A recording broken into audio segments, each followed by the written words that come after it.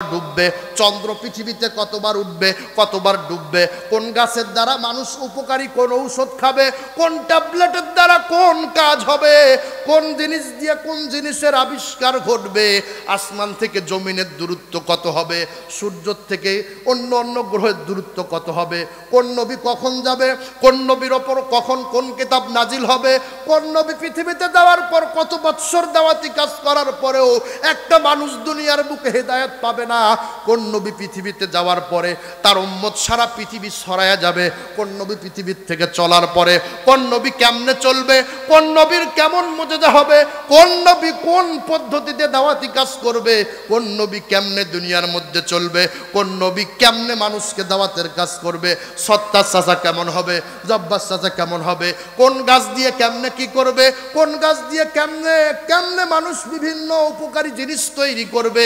এক কথায় সমুদ্রের মধ্যে যখন একটা মাছ থাকবে সেই মাছটা কেমনে চলবে, সে মাছের কালার কি হবে, ওই মাছগুলো কেমনে চলবে, ওই মাছকে কে খাবে, ওই মাছটাকে আবার কে খাবে, কোন নবী কতদিন থাকবে, কে কতদিন চলবে। এক কথায় পৃথিবীর শুরু থেকে শেষ পর্যন্ত যত মানুষ আসবে, যত সৃষ্টিকুল হবে, সমস্ত সৃষ্টিকুলের তাকদীর লেখার জন্য কলমটাকে নির্দেশ করেছে, কলম লিখিয়েও ফেলেছে। ওই কলমটা ওই লেখা যেদিন শেষ হয়েছে ওটা এমন একটা কালি, এমন একটা কলম, ওই কলমের কালিও শেষ হয়েছে, বলেন সুবহানাল্লাহ। এমন একটা বরকতি কলম সৃষ্টি করেছেন আমার পয়গম্বর, সর্বোত্তম পয়গম্বর, তার আদর্শ কেমন, তার চরিত্র কেমন এবং সেই পয়গম্বর কেমন নেয়ামতওয়ালা, তার চরিত্রের প্রমাণ করার জন্য, সার্টিফিকেট দেওয়ার জন্য আমার আল্লাহ পাক রব্বুল আলামিন ওই কলমটার কসম করেছেন। এরপরে বলেছেন ওয়ামা ইয়াসতুরুন, ওই কলম যা লিখেছে তার কলম, একটা হচ্ছে সব কিছুর কসম, আর দুই নাম্বার হচ্ছে ওই কলম যা লিখেছে তার মানে ওই কলম কিন্তু সব কিছু লেখছে, কোরআন লিখছে, হাদিস লিখছে, এরপরে তাওরাত, জাবুর, ইনজিল, কোরআন, এক কথায় যত গ্রন্থ রয়েছে, এখনকার যত তাফসির রয়েছে, এখনকার কে কোন তাফসির লিখবে, কে কোন হাদিসের কিতাব লিখবে, সব কিছু লিখেছে ওই কলমটা। ওই কলমটার কালিও শেষ হয়ে গিয়েছে, ওই কলমটার কসম করেছেন আমার আল্লাহ। এর পরের আয়াতে আল্লাহ পাক রব্বুল আলামিন বলতেছেন মা আনতা বিনিআমাতি রব্বিকা বিমাজনুন, আমার পয়গম্বর যখন হকের দাওয়াত দিচ্ছিলেন, সত্য কথা হুজুর নামাজ পড়ে, তমুক হুজুর নামাজ পড়ে, অনেক রকম মানুষের আবির্ভাব ঘটেছে।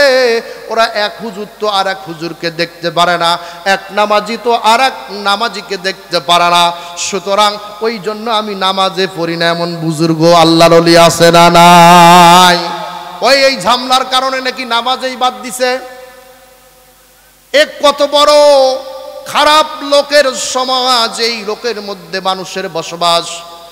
ওই রাজার মতো লোক এখনো সমাজের মধ্যে আছে। আল্লাহ পাক রব্বুল আলামিন কোরআন কারীমের মধ্যে এই জন্য এই সকল খারাপ লোক যারা 5 ওয়াক্ত নামাজের ধারে না, মুসলমানের ঘরে জন্মগ্রহণ করে, শুধু নামের সামনে মোহাম্মদ লাগিয়ে চলে, কিন্তু মুসলমানিত্বের কোনো কাজ তার মধ্যে খুঁজে পাওয়া যায় না, কোনো মুসলমানিত্বের কোনো কর্মকাণ্ডগুলো তার জিন্দেগির মধ্যে নাই, কিন্তু সে মুসলমান বলে নিজেকে দাবি করে। ও দুনিয়ার মুসলমানেরা, জেনে রাখার দরকার তামাম দুনিয়ার মধ্যে যত মানুষ আছে 700 কোটি মানুষের বসবাস, এর মধ্যে মাত্র 200 কোটির থেকে 250 কোটি মুসলমান, আর বাকিগুলো ভিন্ন ধর্মের অনুসারী। আল্লাহ পাক রব্বুল আলামিন এই দুনিয়ার বুকে যত মানুষগুলোকে পাঠিয়েছেন, প্রত্যেকটা মানুষগুলো মানুষের আকৃতি থাকতে পারে, কিন্তু এই মানুষ হচ্ছে 2 ধরনের। জোরে বলেন কয় ধরনের? কয় প্রকার মানুষ? জোরে বলেন। 2 প্রকার। সকলে বলেন কয় প্রকার মানুষ? 2 প্রকারের মানুষ এই দুনিয়ার মধ্যে রয়েছে। একটা হচ্ছে মানুষ, দেখতে মানুষ, কিন্তু আল্লাহর আদালতে আল্লাহর খাতায় এই লোকগুলো মানুষ নয়। আর কিছু মানুষ হচ্ছে প্রকৃত মানুষ, এই মানুষগুলো আল্লাহর খাতার মধ্যে এরা প্রকৃত পক্ষেই মানুষ। সুবহানাল্লাহ বলবেন না? আপনারা কি প্রকৃত মানুষ হতে চান না আকৃতিগত মানুষ হতে চান? আচ্ছা আপনাদেরকে বলি, ছাগলের মতো কিন্তু কিছু কুকুরকেও দেখা যায় কি যায় না? আসলে কি ছাগলকে কুকুরের সাথে কি মিলায় ফেলি আমরা নাকি? কুকুর কুকুরের জায়গায় ছাগল ছাগল। এইরকম ভাবে এই সমাজের মধ্যে কিছু মানুষ আছে আকৃতিগত দেখতে মানুষ, কিন্তু মানুষ হওয়ার জন্য, মুসলমান হওয়ার জন্য যেই কর্মকাণ্ডগুলো থাকার দরকার, এর কর্মকাণ্ডের এক শিখে আনাও তার মাঝে নাই।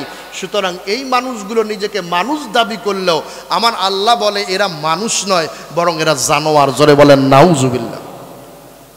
একটা লোক জীবনে কখনো বাদাম বিক্রি করে নাই, তাকে কি আপনি কখনো বাদামওয়ালা বলতে পারেন? ঝালমুড়ি কেউ বিক্রি করে নাই, তাকে কি আপনি ঝালমুড়িওয়ালা বলতে পারেন? একটা লোক জীবনে রিক্সা চালায় নাই, আপনি কি তাকে রিক্সাওয়ালা বলতে পারেন নাকি?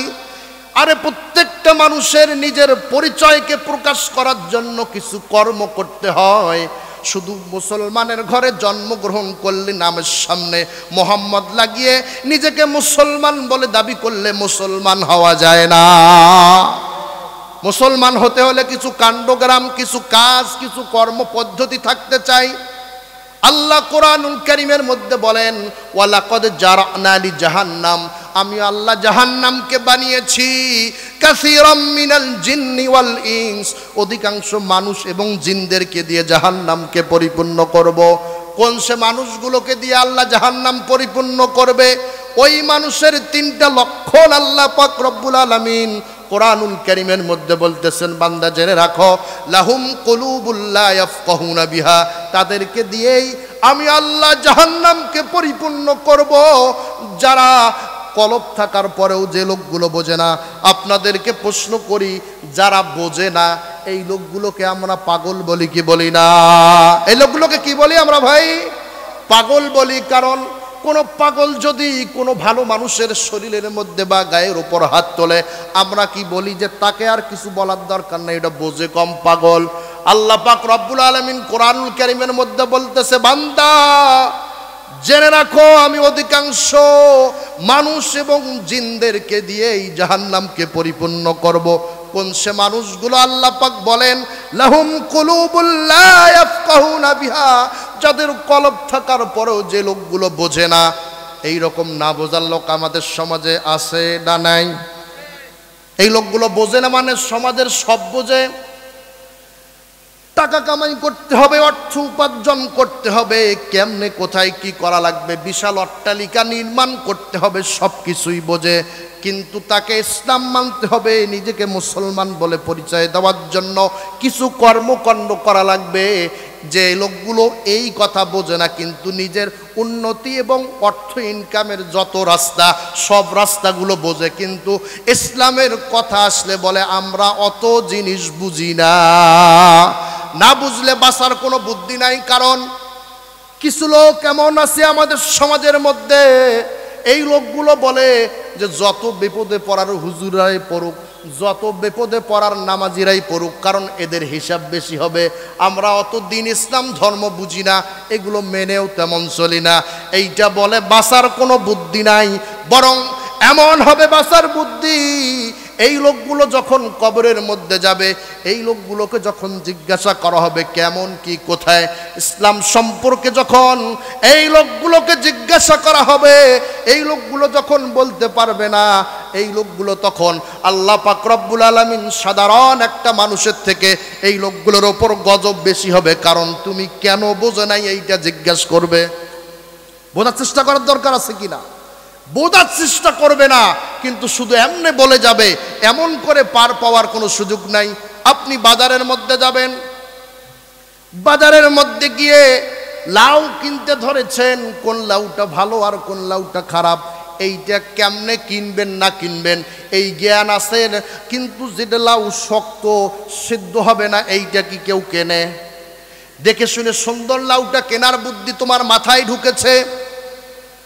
সুন্দর করে বাজারের মধ্যে গিয়ে পচা মাছ না কিনে ভালো মাছ কেনার মতো বুদ্ধি তোমার মাথার মধ্যে আছে। আর ইসলামের কোনো বিষয় যখন তোমার মাঝে আসে, তখন তুমি যেই পাগল সাজো, এই পাগল সেজে আল্লাহর কাছে পার পাওয়ার কোনো সুযোগ নাই। মুসলমান ভাইরা আমার, এই জন্য দিনের ব্যাপারে খেয়াল করতে হবে।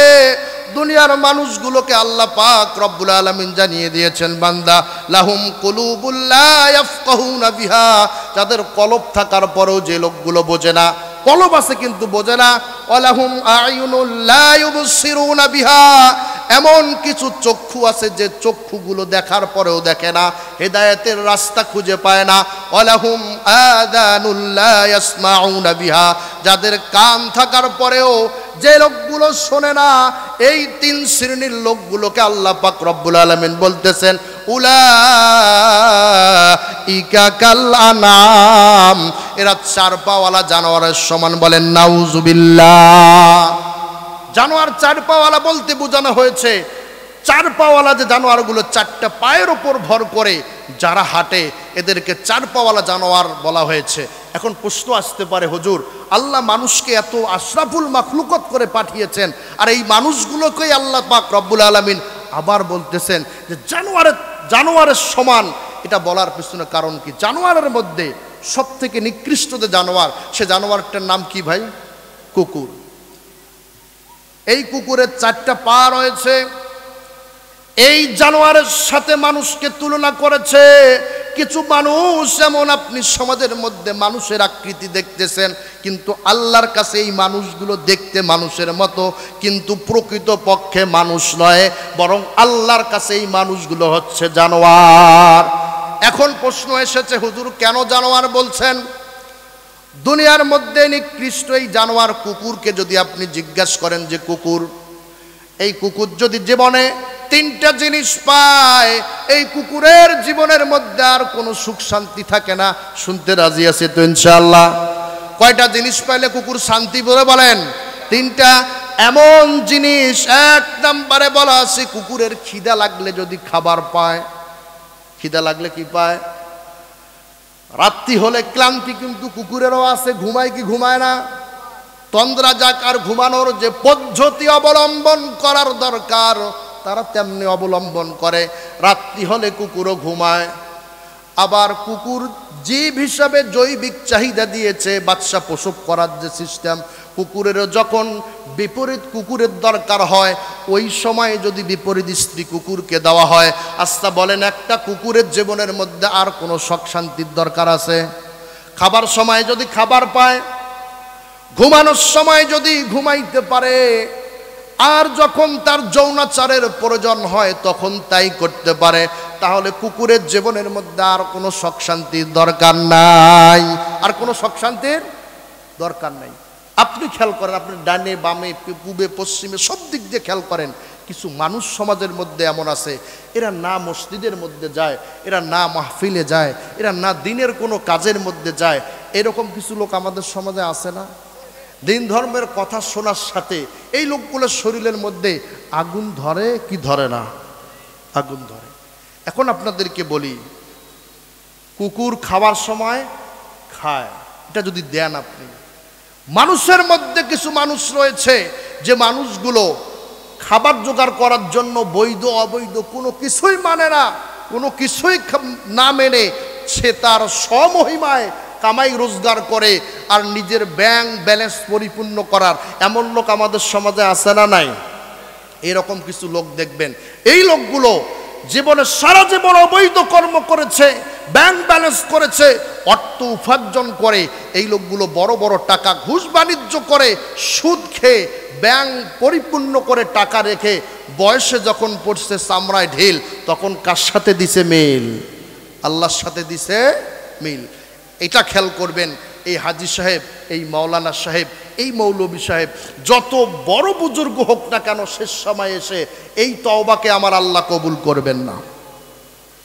যত বড় বুজুর্গ হোক না কেন, যত বড় নেককার কাজ শেষ বয়সে করুক না কেন, এইটা আমার আল্লাহ কবুল করবেন না। কারণ পৃথিবীতে হক দুই প্রকার। জোরে বলেন কয় প্রকার? হক হচ্ছে দুই প্রকার। একটা হচ্ছে আল্লাহর হক। জোরে বলেন কার হক? আল্লাহর হক হচ্ছে নামাজ কম বেশি করেছেন আল্লাহ মাফ করবে, রোজার কম বেশি করেছেন মাফ করবে, যাকাতের কম বেশি করেছেন আল্লাহর হক এটাও মাফ করবে।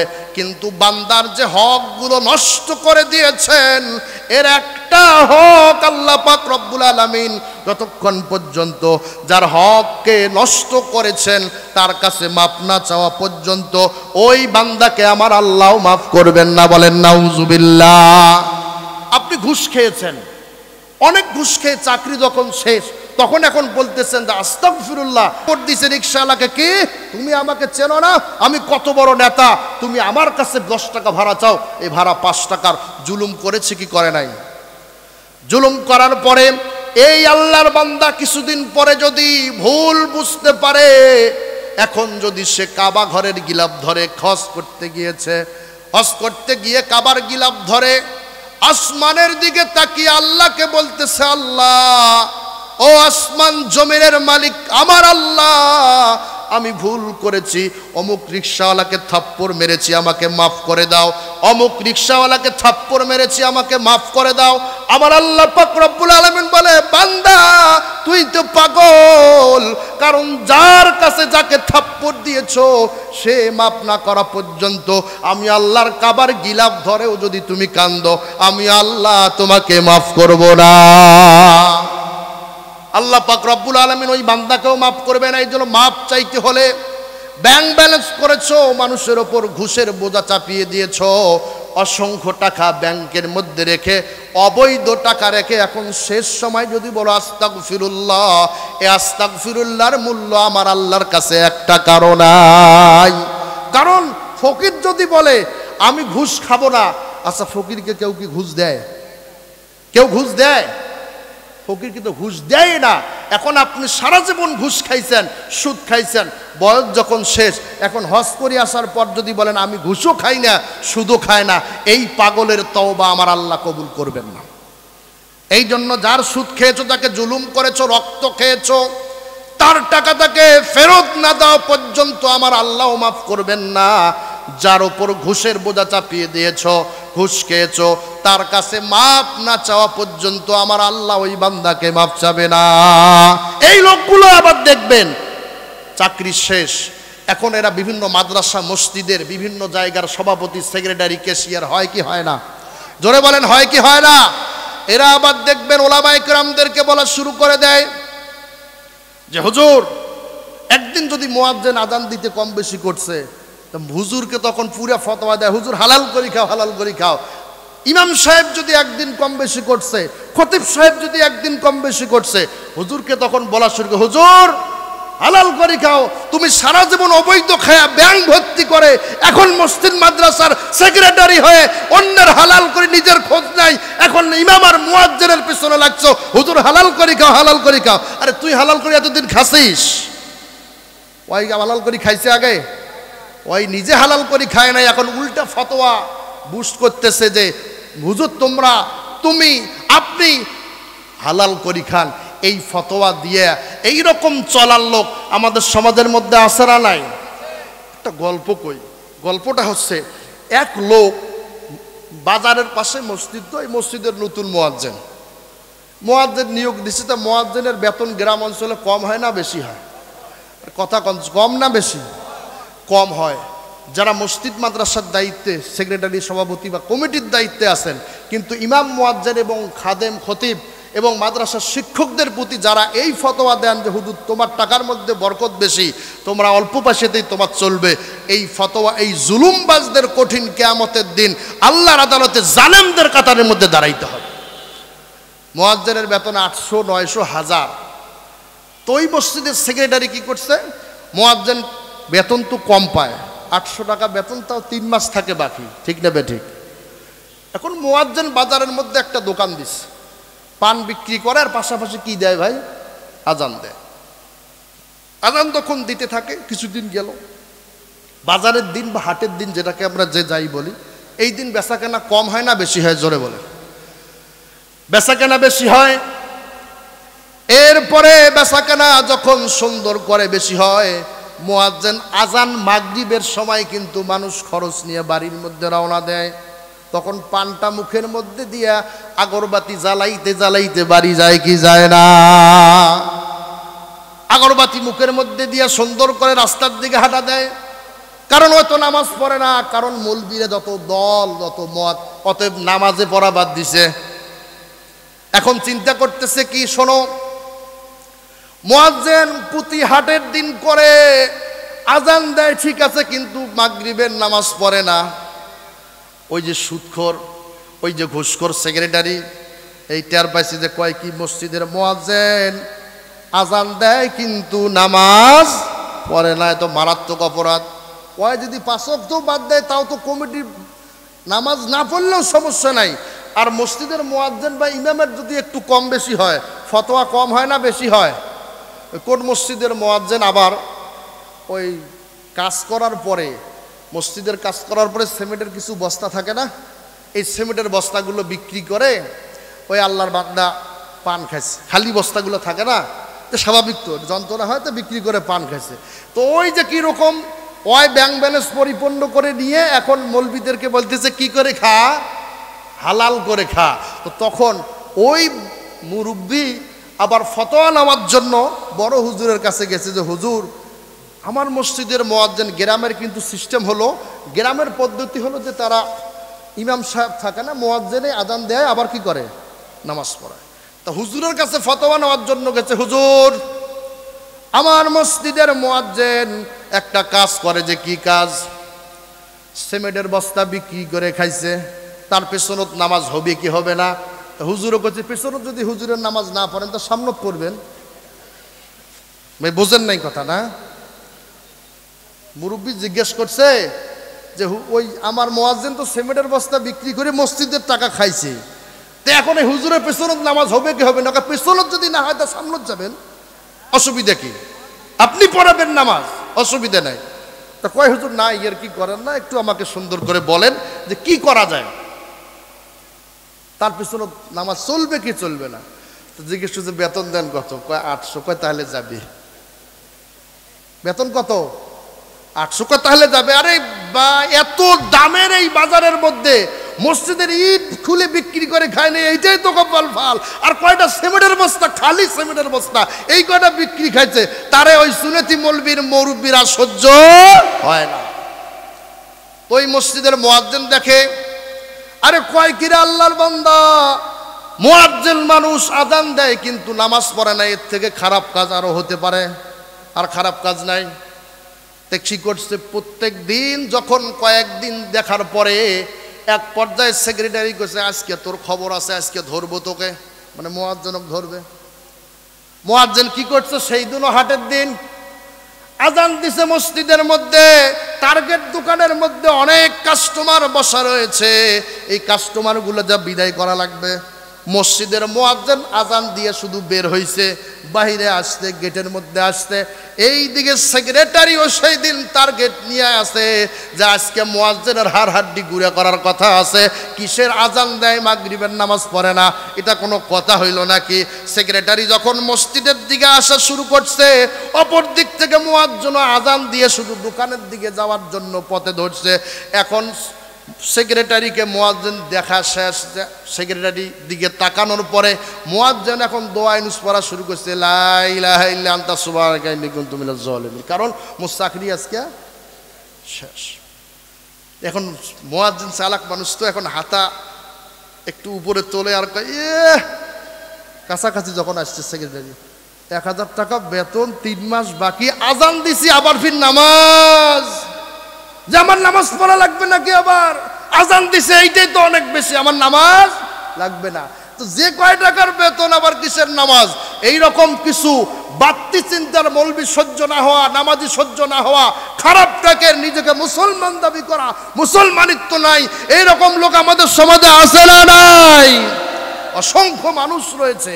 এই জন্য আল্লাহ পাক রব্বুল আলামিন ওই কুকুরের সাথে, জানোয়ারের সাথে মানুষের তুলনা করেছেন যে বান্দা দেখো, যে কুকুর যদি 3টা জিনিস পায় আর মানুষ যদি 3টা জিনিস পায়, দেখো সাদৃশ্য আছে না নাই?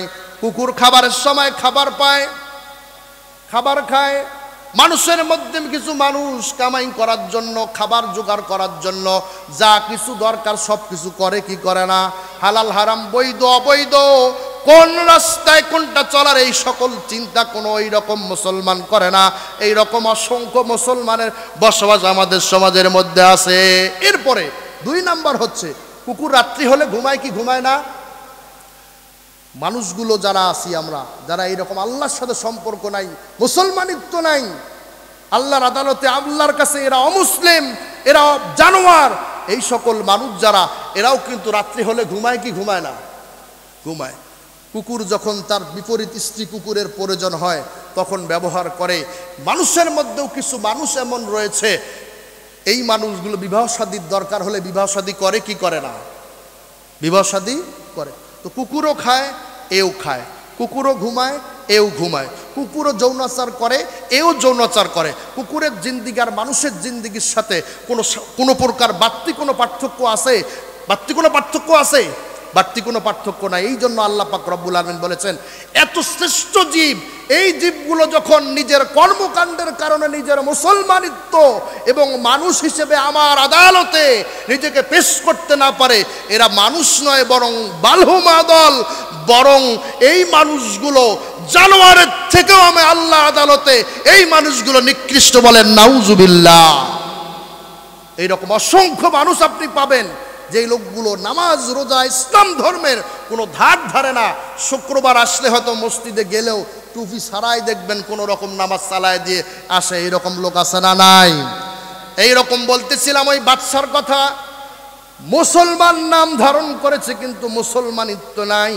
এই লোকগুলো এইরকম বাদশা শিকারের জন্য জঙ্গলের মধ্যে গিয়েছে তার উজিরকে নিয়ে। ওই উজিরের যে উজির ছিল, বাদশার যে উজির ছিল, নেককার ছিল, আমলারা ছিল, বুজুর্গ ছিল, নেককার বান্দা ছিল, যার ফলে একদিন রাজা যখন কোনো জিনিস কাটতে গিয়ে তার আঙ্গুলটা কেটে ফেলেছে, এমন সময়ের মধ্যে আঙ্গুল কাটলে ব্যথা লাগে কি লাগে না? ব্যথা লাগে। রাজা তো তখন এই রকম আমাদের সমাজে যেমন কিছু মুসলমান নামধারী মুসলমান আছে, কাজের বেলা নাই, রাজাও কিন্তু ওইটা পেল, হাত কাটছে। এখন উজির বলতেছে, নেককার বান্দা হিসেবে বলতেছে যে শোনেন হুজুর, রাজামশাই, এই হাত কাটার পিছনে হয়তো বা আল্লাহর কোনো মঙ্গল রয়েছে। বড় বড় বিপদ ছোট্ট মুসিবত দিয়ে কাটা যায় কি যায় না? ছোট্ট ছোট্ট কিছু জীবনে মুসিবত আছে, আযাব গজব আসে, এই আযাব গজবগুলোর মধ্য দিয়ে আল্লাহ বড় বড় মুসিবত থেকে রক্ষা করে, বলেন আলহামদুলিল্লাহ। এই জন্য বিপদ জীবনে আসবে, কখনো ক্লান্ত হব না, শুকরিয়া আদায় করব। শিকার করার জন্য আবার জঙ্গলের মধ্যে গিয়েছে। উজির কিন্তু জেলের মধ্যে আছে না নাই? জেলের মধ্যে রয়েছে। এখন কিছুদিন পরে আবার জেলখানার থেকে উজির বের হইতে পারে নাই।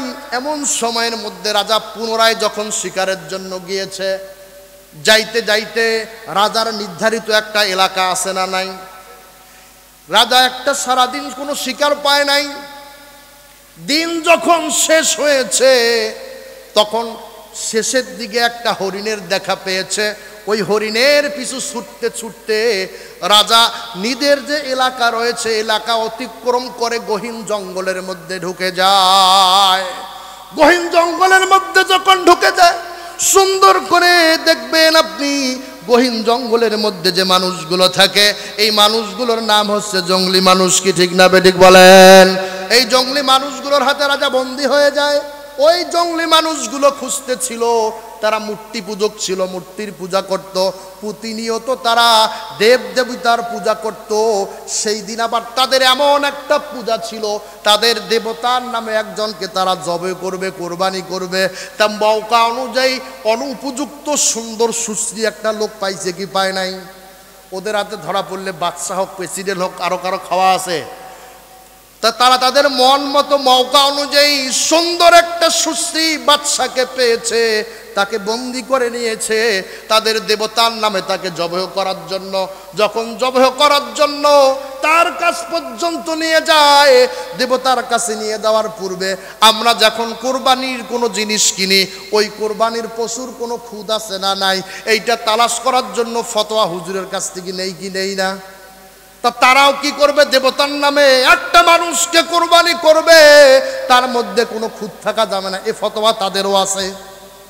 এখন বাদশাকে যখন জবেহ করবে এই প্ল্যান পরিকল্পনা নিয়ে যখন তাদের দেবতার সামনে বাদশাকে পেশ করা হলো, পেশ করে যখন জবেহ করবে তখন তাদেরও কিন্তু মুন্সি আছে না নাই?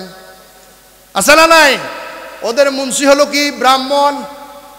ব্রাহ্মণ দেখেন না বিভিন্ন সময় পরে একং ব্রহ্ম দ্বিতীয়ং নাস্তি নেহেনা নাস্তি কিংচং হুতার বৃন্দু মহাসুরিন্দ্রা মহাসুরিন্দা অল্লং জ্যেষ্ঠং শ্রেষ্ঠং পরমং অষ্টং, এগুলো পরে কি বলে না?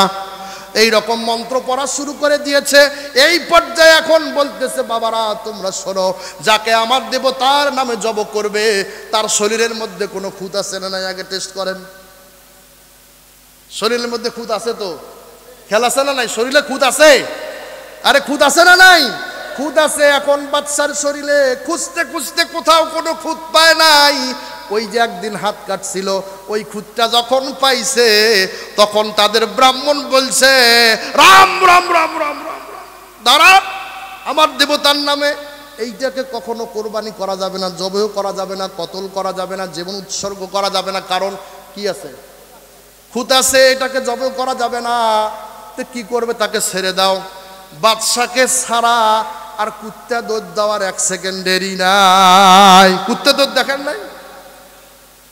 বাদশা দৌড় দিয়ে রাজপ্রাসাদের মধ্যে প্রবেশ করেছে। রাজপ্রাসাদের মধ্যে প্রবেশ করার পর বাদশা তার পাইক পেয়াদাদেরকে বলছে, আগে হুজুরকে ডাক দিয়ে আমার সামনে হাজির করো। যখন ভুল বুঝতে পারে, অনুশোচনা বাড়ে না কমে, বাড়তে থাকে, তো তখন উজিরকে ডাক দিয়ে জিজ্ঞাসা করতেছে, উজির ওই যে হাত কেটেছে ওই ঘটনা খুলে বলতেছে, ওই যে হাত কেটেছে রে উজির, তুমি আল্লাহর প্রশংসা করতে বলেছো, কিন্তু আমি ক্ষমতার দাপটে আর কোনো প্রশংসা করি নাই, বরং দুই একবার বলার কারণে বিরক্ত হয়ে তুমি নেককার উজিরকে জেলখানায় ঢুকাইছি। তো উজির, আমার একটা প্রশ্ন, ওই ছোট্ট হাত কাটার দ্বারা আমার আল্লাহ আমাকে কঠিন থেকে কঠিন বিপদ থেকে রক্ষা করেছে, জীবন চলে যাইতো কি যাইতো না? এই রকম একটা বিপদ থেকে আমার আল্লাহ রক্ষা করেছে। সুতরাং কি করার দরকার, কেমনে কোথা করার দরকার আমি বুঝতে পেরেছি। ওই বিপদটাও আল্লাহর পক্ষ থেকে রহমত। সুবহানাল্লাহ বলেন। এই জন্য বিপদ আসবে, আমরা হতাশ হতে পারবো না, হতাশ হব না। এই বিপদ থেকে যিনি দেন, বিপদ রক্ষা করেন কে? আপনি যদি শত পেরেশানি করেন, বিপদ থেকে বাঁচতে পারবেন? সুতরাং তাওয়াক্কাল বর্ণিত রয়েছে এমন, ও দুনিয়ার মানুষেরা, নিজের যে জুতাটা আছে এই জুতার নাক অথবা জুতার ফিতাও যদি ছেড়ে আল্লাহর কাছে হাত তুলে বলতে হবে, আল্লাহ আমার জুতার ফিতাটা ছেড়েছে, আমার জুতার ফিতাটা ছেড়ে গিয়েছে, আমার জুতার ফিতা ছিঁড়ছে, আল্লাহ তুমি আমার জুতার ফিতাটা ভালো করে দাও। সুবহানাল্লাহ বলবেন না? আর যুবক ভাই, চাকরি হয় না তোমার, চাকরি দেওয়ার মালিক কে? তোমার ব্যবসার মধ্যে বরকত পাও না, এই ব্যবসার মধ্যে বরকত দেওয়ার মালিকও আমার আল্লাহ। কারণ আমার আল্লাহ পাক রব্বুল আলামিন প্রত্যেক দিন ফজরের পূর্বে, কখন? ফজরের পূর্বে তাহাজ্জুদের সময় প্রথম আসমানের মধ্যে আসে, আল্লাহ পাক রব্বুল আলামিনের নিজেই ঘোষণা করতে থাকেন, বান্দা কার রিজিকের দরকার, আমি আল্লাহর কাছে রিজিক চাও, আমি আল্লাহ রিজিক দিয়ে তোমাকে পরিপূর্ণ করব। সুবহানাল্লাহ বলবেন না? আল্লাহ নিজেই বলে, কোনো ফেরেশতা দিয়ে বলে না। আল্লাহ নিজেই বলে যে, ও বান্দা তুমি জেনে রাখো রে বান্দা, রিজিক দরকার, আমি আল্লাহর কাছে রিজিকটাও দিয়ে দেব। দুই নম্বরে ঘোষণা করে, ও অসুস্থ মানুষেরা, তোমরা যারা অসুস্থ আমি আল্লাহর কাছে শিফা চাও, মাফ করে দেব। আর যারা যে যত বেশি গুনাহগার হয়েছো বান্দা, কে কত গুনাহ করেছো, আমি আল্লাহর কাছে গুনাহ থেকে মাফ চাও, আমি আল্লাহ তোমার জিন্দেগির গুনাহ মাফ করে দেব। জোরে বলেন সুবহানাল্লাহ। আল্লাহ নিজে বলে না, তখন যদি আপনি ঘুমায় থাকেন তাহলে আল্লাহ কি দিবে? এই জন্য চাইতে হবে কার কাছে? আল্লাহর কাছে। এখন উজিরকে জিজ্ঞাসা করলো, আমাকে আল্লাহ হাত কাটার দ্বারা ওই রকম প্রাণ নাশের একটা মুহূর্ত থেকে আমার আল্লাহ আমাকে ফিরিয়ে নিয়ে আসছে, কিন্তু ওই আল্লাহ আবার তোমাকে কেন আমার দ্বারা জেলখানার মধ্যে ঢুকাইছে, এটার ব্যাখ্যা আমাকে দাও। যেই আল্লাহ তোমাকে আমার দ্বারা জেলখানায় ঢুকাইছে, আমার না হাত কাটার কারণে আমাকে রক্ষা করেছে, কিন্তু তোমাকে জেলখানায় ঢুকানোর পেছনে কারণ কি? আমার দ্বারাই তো ঢুকাইলো। তখন উজির বলল, রাজামশাই ছোট্ট জিনিসটাই বুঝতে পারলাম না, এটা একটা কথা হইল নাকি? মারাত্মক জিনিস এটা, যে কেমনে কি শোনেন। রাজামশাইকে তখন সুন্দর করে বুঝাই দিল যে রাজামশাই, উজিরের কাজ হচ্ছে সব সময় বাদশার সাথে সাথে থাকা। যদি আপনার দ্বারা আমার আল্লাহ আমাকে যদি জেলখানায় না ঢুকাইতো, আমি যদি বাহিরে থাকতাম, তা আপনি যত শিকারের পেছনে দৌড়াইতে দৌড়াইতে গহীন জঙ্গলের ভেতর ঢোকেন না কেন, পাইক পেয়াদারা পেছনে পড়তে পারে, সেনাপতি পেছনে পড়তে পারে, কিন্তু আমি উজির আপনার সাথ ছাড়া বাহিরে থাকার কোনো সুযোগ নাই। সুতরাং কি হইতো, আপনার পেছন পেত না, আমি পর্যন্ত গহীন জঙ্গলে যাইতাম। ওই গহীন জঙ্গলের মধ্যে যখন প্রবেশ করতাম, তখন ও রাজা মশাই আপনার শরীরটা খুঁজতে খুঁজতে খুঁত পাইতো, কিন্তু আমাকে খুঁজতো যখন আমার শরীরে কোনো খুঁত ছিল না। আপনার শরীরে খুঁত পাওয়ার কারণে আপনাকে ছেড়ে দিত, আর আমাকে জব করতো কি করতো না। ওই জন্য ওই আল্লাহ আমাকে আপনার হাত দিয়ে জেলখানায় ঢুকিয়ে আমার জীবনকে রক্ষা করেছে, আর আপনার হাত কাটার দ্বারাই ছোট্ট বিপদ দিয়ে প্রাণনাশমূলক একটা হত্যার থেকেও আপনাকে রক্ষা করেছে। জীবন রক্ষা করার মালিক কে? আল্লাহ পাক রব্বুল আলামিন। এই জন্য বিপদ মুসিবত জিন্দেগিতে আসবে, সর্ব অবস্থায় প্রশংসার একমাত্র মালিক কে? আল্লাহ। এই জন্য আমি কোরআনুল কারীমের একটা সূরা আপনাদেরকে পাঠ করে শুনিয়েছি, অল্প সময় বলে শেষ করে দিচ্ছি। এই সূরার মধ্যে আল্লাহ পাক রব্বুল আলামিন বলেন, নুন। খাইছেন কোনোদিন? আরে নুন খাইছেন? এই নুন সেই নুন না, এটা খাওয়া যায় না। নুন দুই ধরনের, একটা হচ্ছে খাওয়া নুন, আর একটা হচ্ছে মাছ নুন। নুন মানে হচ্ছে মাছ, নুন মানে কি? আরবিতে নুন মানে মাছ। তো আল্লাহ পাক এই যে বর্ণটা বর্ণনা করেছেন, এটা আরবি 29টা হরফের মধ্যে একটা হরফের নাম কি জানেন না? এটা সবাই আপনারা, আরবি 29টা হরফের মধ্যে একটা হরফের নাম কি? আল্লাহ পাক বলতেছেন নুন। এগুলোকে মুফাসসিরে কেরামগণ হরুফুল মুকাত্তাআত বলেছেন। জলে বলেন কি? হরফুল মুকাত্তাআত, অর্থাৎ বিচ্ছিন্ন বর্ণমালা। এগুলোর কোনো অর্থ হয় না। এগুলোর কি হয় না ভাই? অর্থ হয় না। আল্লাহ পাক রব্বুল আলামিন বলতেছেন, ভাই বসেন, দোয়া করে দেবো, অল্প সময়, বেশি সময় লাগবে না। ওয়াল কলম, এই বিক্ষিপ্ত বর্ণমালার ব্যাখ্যা যখন আসছে, তখন মুফাসসিরে কেরামগণ বলেছেন, কোরআনুল কারীমের মধ্যে 114টা সূরার মধ্যে 29টা সূরার শুরুতে এই রকম বিক্ষিপ্ত বর্ণমালা আছে, এগুলোর কোনো অর্থ হয় না। কথা ক্লিয়ার? এরপরে বলেছেন ওয়াও ওয়াল কলম, পৃথিবীতে যেই কলম দিয়ে আপনার আমার সন্তান লেখে, এই কলমের মূল্য আমার আল্লাহর কাছে আছে না নাই? এটা এমন একটা কলম, বরকতি কলম। আল্লাহ পাক রব্বুল আলামিন ওয়াও শব্দ দ্বারা কসম করেছেন, ওয়াল কলম, একটা কলমের কসম করছে। বলেন কয়টা কলম? তাফসিরে মারিফুল কোরআনের মধ্যে মুফতি শফি সাহেব রহমতুল্লাহ আলাইহি সূরা কলমের এই আয়াতের তাফসিরের মধ্যে বর্ণনা করেছেন, আউয়ালু মা খালাকাল্লাহুল কলম। সুবহানাল্লাহ বলেন।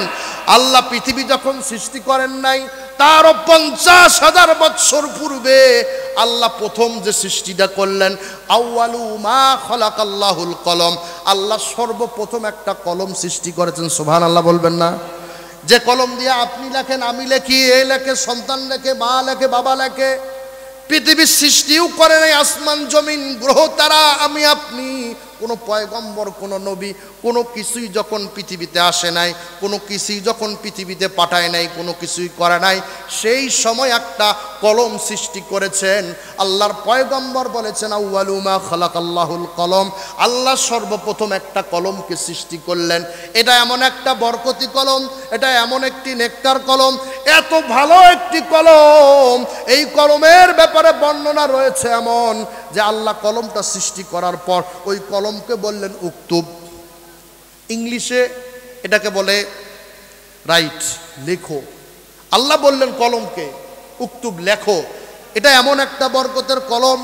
এই কলম আবার আল্লাহকে জিজ্ঞাসা করেছে, ও আমার মালিক, আমার আল্লাহ, কি লিখবো? মাজা উক্তুব, আল্লাহ কি লিখবো সেটা তুমি আমাকে বলো। এই কলম কি কয়? কথাও বলতে পারে। এমন একটা বরকতি কলম। মাজা উক্তুব, আল্লাহ আমি কি লিখবো আমাকে বলো। আল্লাহ তখন ওই কলমকে বললেন, কলম রে, তখন কিন্তু পৃথিবী সৃষ্টির 50,000 বছর পূর্বের কাহিনী বলতেছিলাম। তখন আমি আপনি কেউ কিন্তু দুনিয়ায় ছিলাম না, এই আসমান ছিল না, জমিন ছিল না, কুল কায়নাতের কোনো কিছুই ছিল না। তারও 50,000 বছর পূর্বে আল্লাহ কলমটা ডুববে। চন্দ্র পৃথিবীতে কতবার উঠবে, কতবার ডুববে, কোন গাছের দ্বারা মানুষ উপকারী কোন ঔষধ খাবে, কোন ট্যাবলেটের দ্বারা কোন কাজ হবে, কোন জিনিস দিয়ে কোন জিনিসের আবিষ্কার ঘটবে, আসমান থেকে জমিনের দূরত্ব কত হবে, সূর্য থেকে অন্য অন্য গ্রহের দূরত্ব কত হবে, কোন নবী কখন যাবে, কোন নবীর ওপর কখন কোন কিতাব নাজিল হবে, কোন নবী পৃথিবীতে যাওয়ার পর কত বৎসর দাওয়াতি কাজ করার পরেও একটা মানুষ দুনিয়ার বুকে হেদায়েত পাবে না, কোন নবী পৃথিবীতে যাওয়ার পরে তার উম্মত সারা পৃথিবী ছড়ায়া যাবে, কোন নবী পৃথিবীর থেকে চলার পরে কোন নবী কেমনে চলবে, কোন নবীর কেমন মুজিজা হবে, কোন নবী কোন পদ্ধতিতে দাওয়াতি কাজ করবে, কোন নবী কেমনে দুনিয়ার মধ্যে চলবে, কোন নবী কেমনে মানুষকে দাওয়াতের কাজ করবে, সত্তার চাচা কেমন হবে, জব্বার চাচা কেমন হবে, কোন গাছ দিয়ে কেমনে কি করবে, কোন গাছ দিয়ে কেমনে কেমনে মানুষ বিভিন্ন উপকারী জিনিস তৈরি করবে। এক কথায় সমুদ্রের মধ্যে যখন একটা মাছ থাকবে, সেই মাছটা কেমনে চলবে, সে মাছের কালার কি হবে, ওই মাছগুলো কেমনে চলবে, ওই মাছকে কে খাবে, ওই মাছটাকে আবার কে খাবে, কোন নবী কতদিন থাকবে, কে কতদিন চলবে। এক কথায় পৃথিবীর শুরু থেকে শেষ পর্যন্ত যত মানুষ আসবে, যত সৃষ্টিকুল হবে, সমস্ত সৃষ্টিকুলের তাকদির লেখার জন্য কলমটাকে নির্দেশ করেছে। কলম লিখিয়েও ফেলেছে ওই কলমটা, ওই লেখা যেদিন শেষ হয়েছে ওটা এমন একটা কালি, এমন একটা কলম, ওই কলমের কালিও শেষ হয়েছে। বলেন সুবহানাল্লাহ। এমন একটা বরকতি কলম সৃষ্টি করেছেন আমার পয়গম্বর, সর্বোত্তম পয়গম্বর। তার আদর্শ কেমন, তার চরিত্র কেমন, এবং সেই পয়গম্বর কেমন নেয়ামতওয়ালা, তার চরিত্রের প্রমাণ করার জন্য, সার্টিফিকেট দেওয়ার জন্য আমার আল্লাহ পাক রব্বুল আলামিন ওই কলমটার কসম করেছেন। এরপরে বলেছেন ওয়ামা ইয়াসতুরুন, ওই কলম যা লিখেছে তার কলম। একটা হচ্ছে সব কিছুর কসম, আর 2 নাম্বার হচ্ছে ওই কলম যা লিখেছে তার মানে ওই কলম কিন্তু সব কিছু লেখছে। কোরআন লিখছে, হাদিস লিখছে, এরপরে তাওরাত, জাবুর, ইনজিল, কোরআন, এক কথায় যত গ্রন্থ রয়েছে, এখনকার যত তাফসির রয়েছে, এখনকার কে কোন তাফসির লিখবে, কে কোন হাদিসের কিতাব লিখবে, সব কিছু লিখেছে ওই কলমটা। ওই কলমটার কালিও শেষ হয়ে গিয়েছে, ওই কলমটার কসম করেছেন আমার আল্লাহ। এর পরের আয়াতে আল্লাহ পাক রব্বুল আলামিন বলতেছেন মা আনতা বিনিআমাতি রব্বিকা বিমাজনুন। আমার পয়গম্বর যখন হকের দাওয়াত দিচ্ছিলেন, সত্য কথা বলতেছিলেন, হকের দাওয়াত জাতিকে দিচ্ছিলেন, তখন কিন্তু এত সুন্দর হক প্রকাশ করার কারণে আমার পয়গম্বরকে কিছুদিন পূর্বেও যারা আল আমিন বলতো, নেককার বলতো, এখন কিন্তু এই মানুষগুলো যখন হক বলা শুরু করে দিয়েছে, এখন কিন্তু আমার রাসূলকে আর তারা কখনো ক্রমেই কিন্তু আল আমিন বলে না। তখন আমার পয়গম্বরকে বলল মোহাম্মদ পাগল, নাউজুবিল্লাহ, মোহাম্মদ কি সাল্লাল্লাহু আলাইহি ওয়াসাল্লাম তিনি পাগল, এই অপবাদ আল্লাহ রাসূলকে দিতেন। বরং আমার রাসূল কি পাগল? আমার রাসূল পাগল নয়, নেয়ামত আলা। আমার আল্লাহ বলতেছেন মানতা বিনিআমাতি রাব্বিকা বিমাজনুন। ওগো পয়গম্বর, আপনাকে পাগল করে আমি আল্লাহ দুনিয়ায় পাঠাই নাই, বরং আপনি আমার নেয়ামত আলা। কেমন রে নেয়ামত আলা জানো? তোমার উম্মত যখন হাসরের ময়দানের মধ্যে দাঁড়িয়ে যাবে, কোটি কোটি মানুষ যখন বিপদের পরিপন্থী, বিপদের মুখোমুখি হবে, তখন এটা এমন এক নেয়ামত আলা আল্লাহ, ওই পয়গম্বর সিজদার মধ্যে পড়ে যাবে। আমার আল্লাহকে দুনিয়ার সমস্ত উম্মতগুলো, সমস্ত নবীগুলো সিজদায় পড়ে বলবে, নিজেকে বাঁচানোর চেষ্টা করবে, ও উম্মত রে, তোমার নবী কিন্তু নিজেকে বাঁচানোর কোনো ফিকির নাই, তোমার নবী কিন্তু নিজেকে পরিপূর্ণ রেহাই পাওয়ার জন্য কোনো ফিকির নাই। সিজদায় পড়ে তোমার নবী বারবার বলা শুরু করে দিবে, ইয়া উম্মতি উম্মতি, আমার আল্লাহ আমার উম্মতগুলোর কে হবে? কারণ নবী জানে বান্দা গুনাহগার, আমার উম্মত গুনাহ এত বেশি করেছে, আমার উম্মতগুলো দলে দলে জাহান্নামে যাবে, আমি আল্লাহ সহ্য করতে পারবো না, আমি জান্নাতে যাইতে পারবো না। সিজদায় পড়ে থাকবে, আমার আল্লাহ বলবে ও পয়গম্বর সিজদার থেকে মাথা তোলো, কি চাও, কেমনে চাও? পয়গম্বর বলবে, আল্লাহ আমার উম্মতকে মাফ করা, সুপারিশ করার অনুমতি দেন। সিজদার থেকে তখন পর্যন্ত মাথা তুলবে না।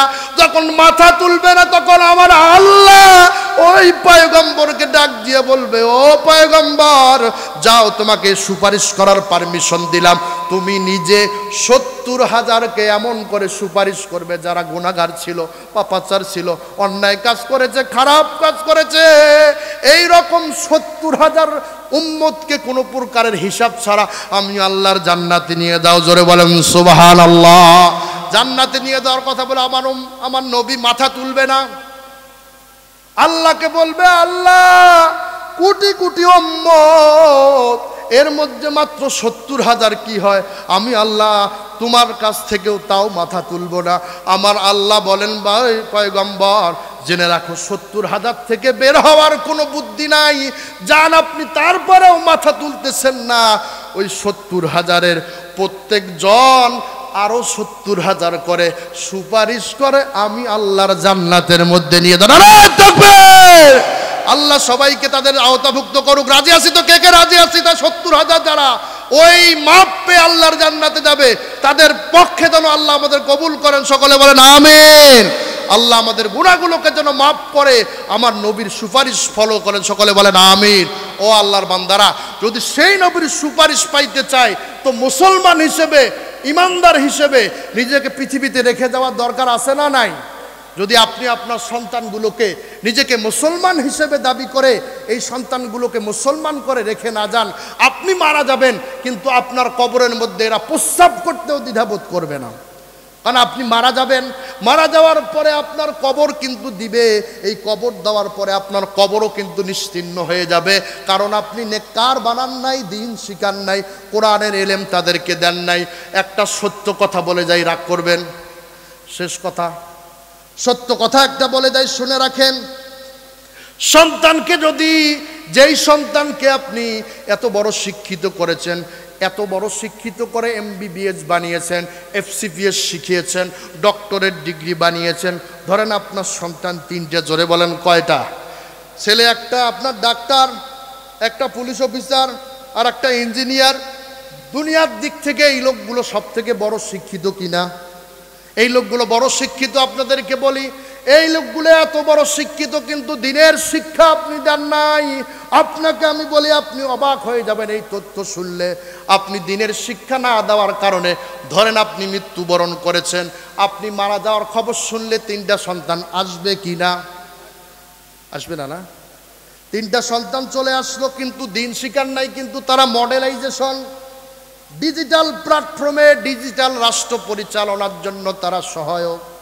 দিন না শেখার কারণে যখন আপনার বাড়িতে আপনার 3 সন্তান এসেছে, আসার পর কিন্তু ওই 3 সন্তান কিন্তু খুঁজবে একজন হুজুরকে ডাক দিয়ে, আমার বাবার গোসলটা করায় নেও কি নাও না, এটা বলবে কিনা? ওই সন্তানটার কলিজার মধ্যে এত বড় শিক্ষা অর্জন করতে পারে, নিজের বাবাকে গোসল করার মতো যে শিক্ষা তুমি শিখতে পারো নাই। তোমার ওই FCPS, তোমার ওই MBBS এর 1 পয়সার মূল্য আমার আল্লাহর কাছে নাই। আপনি বাবা হিসেবে সন্তানগুলোকে এত বড় শিক্ষিত করতে কত কষ্ট করেছেন। আপনি মারা গিয়েছেন, আপনি আপনার সন্তান 3টা বাড়িতে আসতে হুজুরকে ডাক দিতে বলছে, ডাকছেন। হুজুর যখন বলছে গরম পানি করে সুন্দর করে গোসল করান, গোসল করাইছে হুজুর। গোসল করার পর সাদা একটা কাপড় পরায় যখন মাঠের মধ্যে লাশটা কাঁধের ওপর নিয়ে যাওয়ার পরে, হুজুর যখন লাশটা সামনে নিয়ে পেছনের দিকে তাকিয়ে সুন্দর করে সবাইকে বলে, আপনার সন্তান সহ যিনি মারা গিয়েছেন তার পরিবারের পক্ষে কেউ জানাজা করতে পারলে সামনে আসেন। আপনাকে বলি, আপনার সন্তান 3টা বড় বড় অফিসার, একটাও কি সামনে এসে আপনার জানাজা পড়াইতে পারবে? যদি দিন শিখান তাহলে পারবে, যদি না শিখান তাহলে পারবে না। ও আল্লাহর বান্দা, তাদেরকে যে বলল যে যদি কেউ তার পরিবারের পক্ষ থেকে জানাজা পড়াইতে পারলে সামনে আসেন, তাহলে আপনার 3টা সন্তানের একটাও আসবে? একটা সন্তানও আসবে? একজনও আসবে না। কারণ তারা কেন আসবে না? প্রশ্ন আসে কি আসে না? কেন আসবে না? তারা দোয়া জানে। তারা কি দোয়া জানে? দোয়া জানলে তো নামাজ পড়াইতো। দোয়া জানে না, যার ফলে জানাজা পড়াইতেও আসেন। আপনাকে আমি বলি, যিনি জানাজা পড়াবেন, যে হুজুর, তার দিল বেশি কাঁদবে না আপনার সন্তানের দিল বেশি কাঁদবে? ওই মৌলবি কিন্তু জানাজা পড়ায়া একটু দূরে যা খিটখিট করে হাসবে আর পান খেয়া ঠোঁট লাল বেল করবে, কি করবে না? কিন্তু আপনার সন্তান যত খারাপ হোক না কেন, আপনার সন্তান কিন্তু 2-3 দিন পর্যন্ত কোনো হুঁশ থাকবে না, ঠিক মতো খাইতেও পারবে না। বলেন ঠিক না বেঠিক?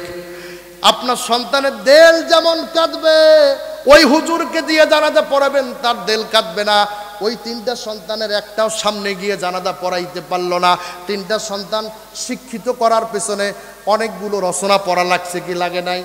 প্যারাগ্রাফ পড়া লাগছে কি লাগে নাই? ইংরেজি পড়া লাগছে, সায়েন্স পড়া লাগছে। এগুলো তো সময় গেছে কি যায় নাই? সময় গিয়ে এত বড় শিক্ষিত হয়েছে, আর আজকে নিজের বাবার লাশটাকে সামনে দাঁড়িয়ে মাত্র 4টে দোয়া পড়ে নিজের বাবার জানাজা করাবে। এই যোগ্যতা যে শিক্ষা দেয় না, সেই শিক্ষা কখনো প্রকৃত শিক্ষা হতে পারে না।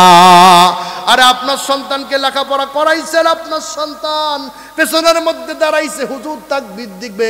হাদিস শরীফের মধ্যে আসছে, কোনো মা বাবা যদি মারা যায় আর নিজের সন্তান যদি জানাজা পড়ায়, জানাজা যদি নিজের সন্তান পড়ায়, ডান কাঁধে সন্তান সালাম ফিরাবে, সন্তান আল্লাহু আকবার বলবে, কিন্তু আল্লাহু আকবার সহজে আসবে না, বরং কান্নার অর্থ আল্লাহু আকবার আসবে, কি আসবে না?